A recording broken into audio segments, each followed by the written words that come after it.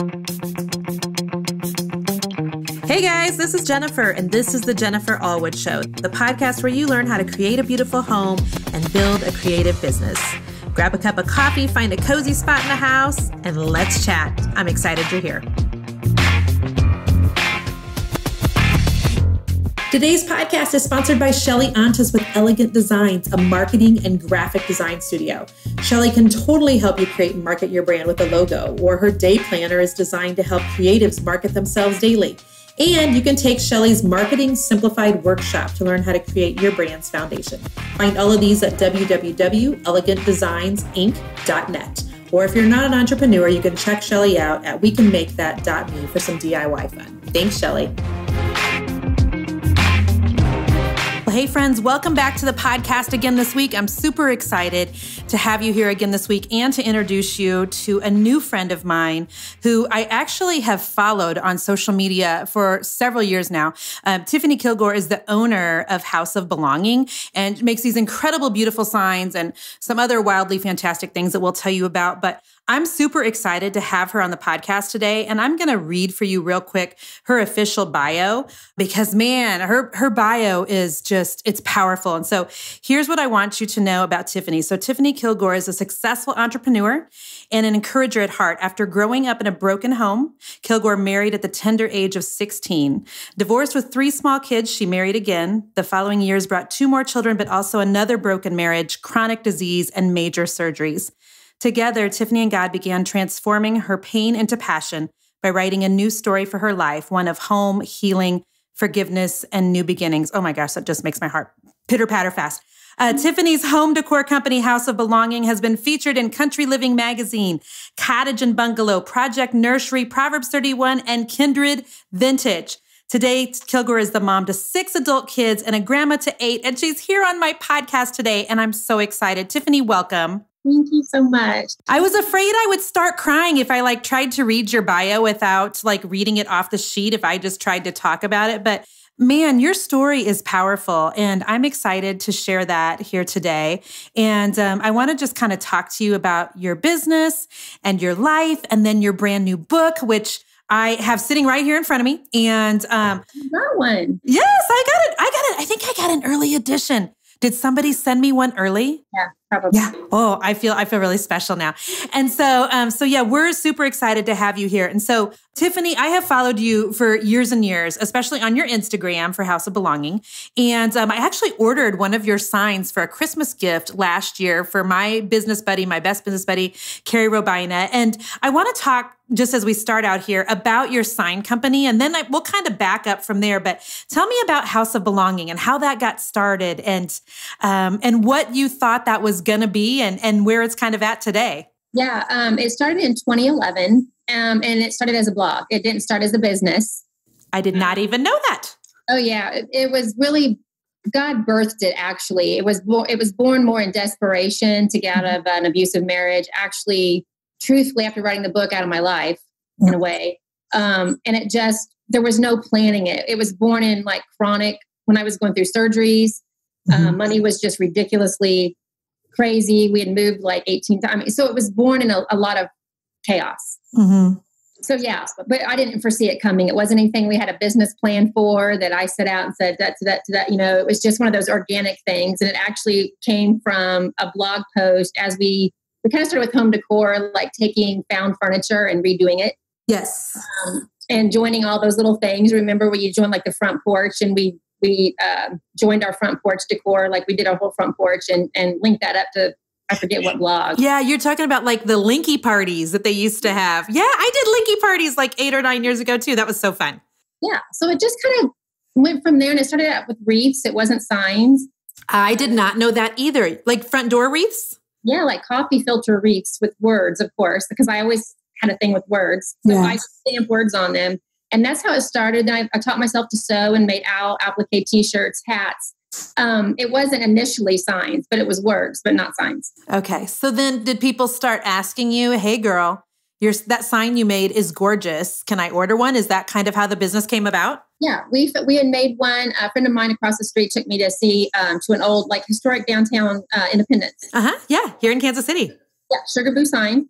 I think was the first sign I'd ever seen. I'd never seen anything like it. And I thought, what if I could do that with words that like God's word and that inspired me that I could, that whole thing. So we made one. The neighbor across the street saw it. She's a good friend. She wanted one. Then her mom wanted one. And so we thought it's all in the book. I'm like, the whole story about it's in the book. Yeah, which is so amazing. And so tell me about like kind of where House of Belonging is at today. I mean, you have got a legit big business with tons of orders and an incredibly large following. And I know you never even saw this coming, did you? Oh, never saw it coming. It's almost funny. Like it's hilarious. Like right. This is in my real life. But yeah, it's actually underneath it. We just went through a real big shift. I moved the warehouse down here to Tennessee. Uh-huh. It was really an obedience thing. I believe the Lord, although he used everything, but I maybe should have brought it down 3 years ago and didn't because all my kids worked at the shop. Yes. So kids still live in Missouri, right there by you. So we're kind of just navigating a new path. And we're launching a new dinnerware line that's come from a story that God gave me when I was writing my book, January 1. Okay. So we're just navigating the new market because signs now are inundated. Uh-huh. Big box stores make them for $29.99. Uh-huh. So it's just the market's changed and we're just navigating the new.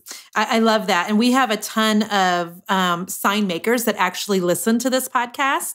And I think it's really important that we do take close note of what the market is doing and what the box stores are picking up and constantly trying to think of ways we can re-innovate or redo or repackage or, add on to so that our business stays really relevant. So you've got a line of dishes and plates and okay, I love this. So, all right. So I know that this is all in the book, but I want to give people just a little bit of a glimpse of where your life kind of started. And I've got to tell you, Tiffany, so somebody on your team sent me this lovely book and asked me to give it a pre-read. And I am on page 68. I just got it a few days ago.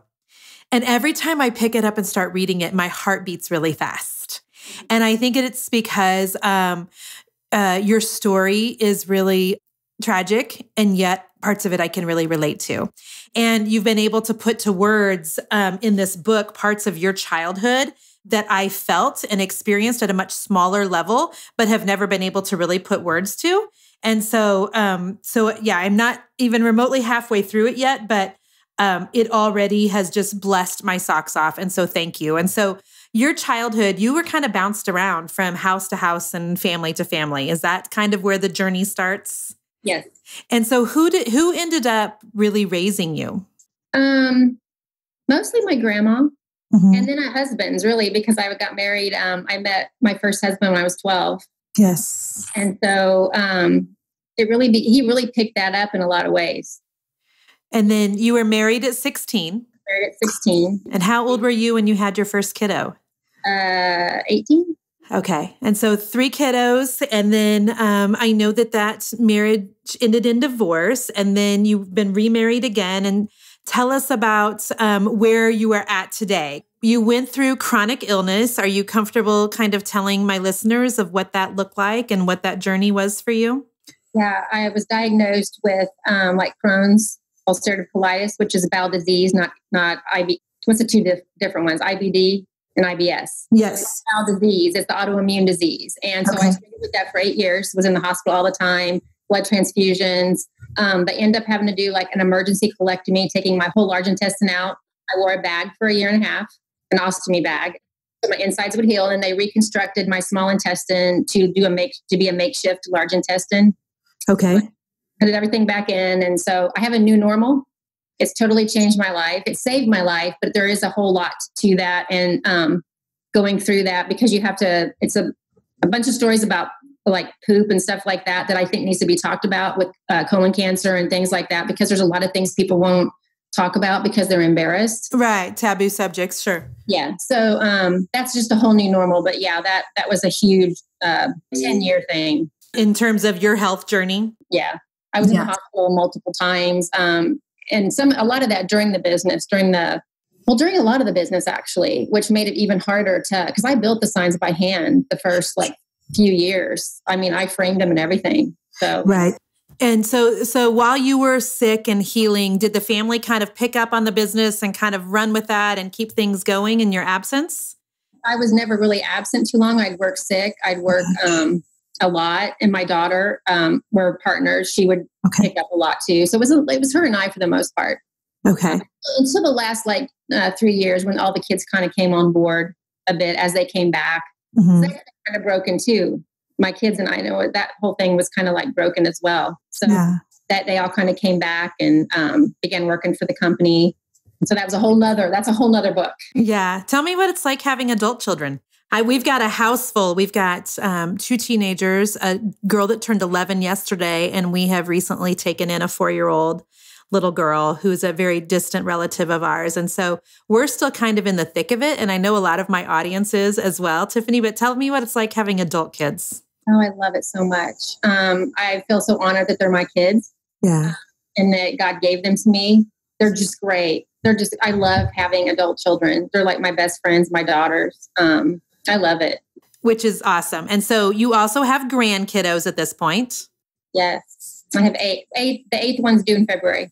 Okay. And tell me, are you at this point when you're thinking about your business and things, are you thinking about hoping to leave a legacy for your family and hoping to leave something for them?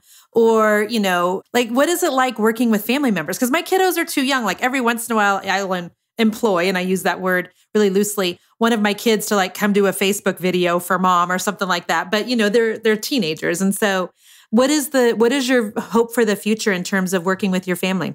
I think the best thing about it is the wholeness that God is working in us as a family and the healing that he's doing.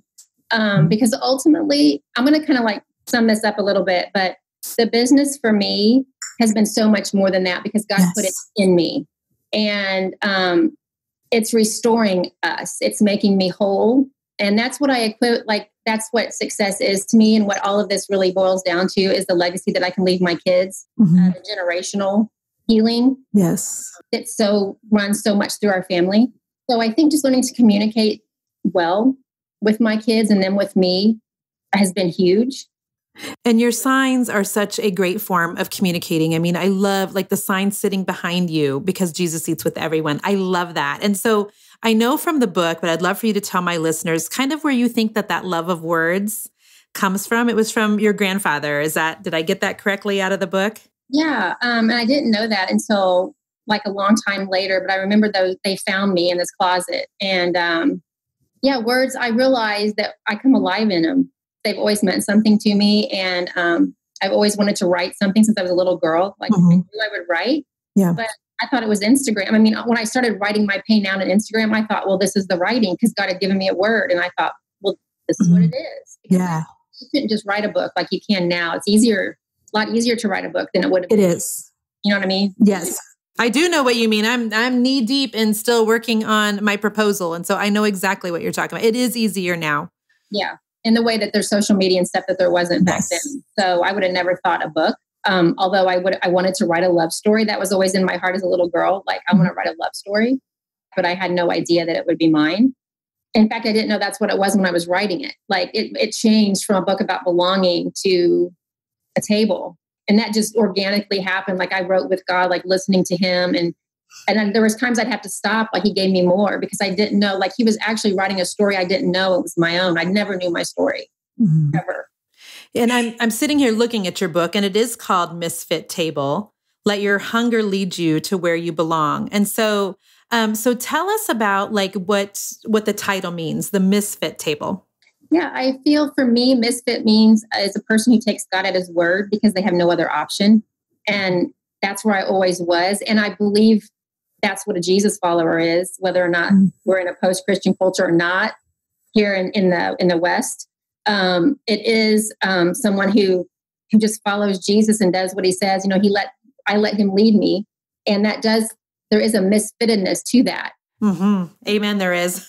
And I don't know, there's a lot of conversation we could have about that, but at another time, but really that's kind of what it was. And letting him bring me back home, letting God find me and bring me back home, put me at his table, feed me, letting life digest that. And it's so much an inner thing. Mm-hmm. It's so much a heart thing versus an outer thing. It's a function and not a form. Right. I think in the West, it's like, yeah. Well, here's what I love so much about your story is I coach over 3,000 women every month, Tiffany, that are creative business owners. So they're makers, they're DIYers, they're women that use their hands. They sew, they cook, they write, they, most of them, not most of them, but a lot of them are painters. A ton of them are wreath makers. So they're going to absolutely love this. But something that I have told them from the very beginning is that so often God will just use our craft as our catalyst to the next thing. Like we think it's about, because I actually started by owning a decorative painting company. I don't know if you even knew that. And so I had my decorative painting company. We started that back in the year 2000. And I knew for me that it was so much more than just painting. And there would be times God would put me in people's houses and strangers. And I remember, I'll never forget, I had a woman once and she said, Jennifer, I heard from somebody else that you like to pray for people to get pregnant. And when you pray, they end up getting pregnant and having babies. And I said, okay, well, that's not true. I don't pray and they end up getting pregnant. But sometimes I'll ask God to impregnate women and they will end up pregnant and he answers prayers.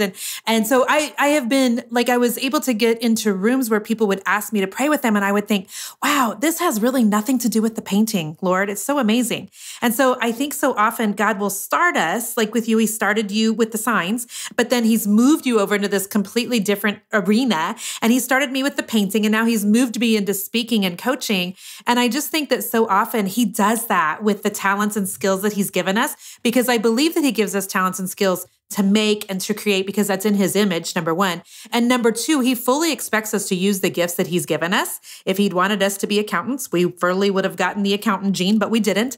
And so when you use the gifts that God gives you, then he brings the right people and then it's amazing how it spreads from there. So I love that you started out making wreaths and then you went to making signs.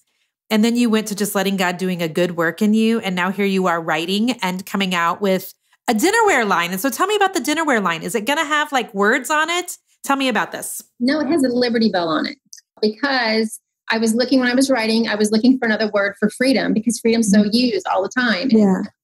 And I stumbled across Liberty Bell, clicked through it, read the story about it, and it had this map in black and white, and it had this blue heartbeat across the whole United States. Okay. And that was the trail of the Liberty Bell. And I thought it had Leviticus 25:10. Okay. The year of Jubilee, I was turning 50, and I knew there was something God was saying in this story that he was going to restore homes and families in this next year in 2019 to 2020. Love that. There's a story to that. But anyway, so that's why the bell is on there. It's like the dinner bell too. Come to the table. Yeah, it's God. It's a God. Okay. And this will be available on your website or this will be available elsewhere? January 1. On your website. Okay. So let's jump back just real quick here to the Misfit Table book. When will this be on bookshelves that women in our audience can order this? And how can they get a copy of the book for themselves? Yes, February 5th. And they can go to our website and get it, houseofbelonging.com or Amazon, I think Christian book distributor. Yes. Who do you think would be the best audience to read this? Because I know in just me reading it, thinking, okay, I grew up in a home where there was a mother and a father, and but yet I grew up very broken in a lot of ways. And so for me, it is very relatable. But I'd love to hear who you think the book is for. I think that it's for a lot of people, but a lot for those people who think they're broken beyond repair. Oh, that's good. Nobody could ever love them, that nobody's going to stay with them because they just, it's for the hurting and hungry that lost their way home and need help finding their way back. That's so good. Well, I know, so some of your story is a little heavy in places, and some of the book, it's not real overly lighthearted, at least at the beginning. So I want to end this podcast with some lighthearted stuff. Is that okay? If I ask you some questions that are just like rapid fire, like all fun and upbeat. Okay. So this is just a fun way for my listeners to get to know you as a person. So what's the favorite room in your home? Bedroom. How come? It's cozy. I have my fur and just grays, and that's my favorite color. Yeah, I would totally guess you for a fur and a gray girl. Absolutely. Cozy. All right. Your favorite color to decorate with? Gray. Excellent. Your favorite book of 2018 besides your own? It is The Gospel Comes with a House Key by Rosaria Butterfield. Okay, tell me about that. I've not heard of it. OMG, you got to get it. Like, Okay. I'm not kidding. Everybody I've told, it's like wrecks their life. Okay, the gospel comes with a house key. Yep, Rosaria Butterfield. Okay, I'm literally writing that down. Okay, your favorite place that you've ever traveled to, and I follow you on Instagram, so I think I'm going to know the answer to this. You're going to know Israel, hands down. Yeah, so you just recently went, didn't you? Oh my gosh. And I want to go back in March. Yeah, I feel really, he put it in my heart, God did. And there's something big happening in Israel with God aligning our hearts up. There's something Yeah, I know, and one of my favorite aunts has recently been to Israel and was also baptized there and just came back as a changed woman. And she's like, oh, and so yeah. So, okay, we'll end with final one. What's one of your superpowers? Oh, my superpowers. Oh my gosh. Now you got me on that one. I turn everything, I'll tell you, my kids tell me everything I turn into a poetical thing, whether it's a text, or I'm talking to them. It's, Mom, Grace always goes, Mom, you always got to make everything a poem. And I just can't help it. It's really the way I'm hardwired. It's just, that's awesome. So she's a poet. So I love that. Well, Tiffany, thank you so much for being here. And I just want to let my audience know that they can find you on social media just by looking for House of Belonging on both Facebook, Instagram, and then they go to houseofbelonging.com if they are interested in your signs. And they can look for your book then the first week of February. Are they able to do pre-orders on your website? Yes, they can do that now. And I think we're getting ready to launch the launch team next week. Okay. Well, thank you for sending me one like double early. Like tell your team kudos for that. So that's super fun. So Tiffany, thank you for being here. And friends, thank you for listening today. And for those of you who are just starting out, listen, I hope that this podcast encouraged you that God will often take like that thing that he's starting, that little thing where you just have a few followers and you've just got a few sales and you just never know where your obedience may take you. You just never know where that little thing may end up. And so I just encourage you to check out Tiffany, check out her story, check out the Misfit Table book, and really lean into that very next thing that God's asking you to do. You may not understand. You may not be able to see where it's going down the road, but man, I know from experience, and I know that Tiffany would testify also, that our obedience just blesses God's heart, and you just never know who or what is on the other side of that obedience. So thank you for being here today, and until next week, you guys stay creative. Okay, bye-bye. Hey friend, thank you so much for listening to the podcast again this week. I'm so honored that you're here and that you just listen week in and week out and that you share the Jennifer Allwood Show with your friends and family. Thank you, thank you, thank you. Hey, don't forget that you can subscribe to the podcast on iTunes, or if you're an Android user, go download the Stitcher app and you can subscribe there so that you know every single week when a new episode releases. Also, if you have any time to leave us a review, these reviews are super important in getting guests for the show and sponsors for the show. And so we'd appreciate it if you have just a second to leave us a review. That would be amazing. Thank you guys again for being here. And until next week, stay creative.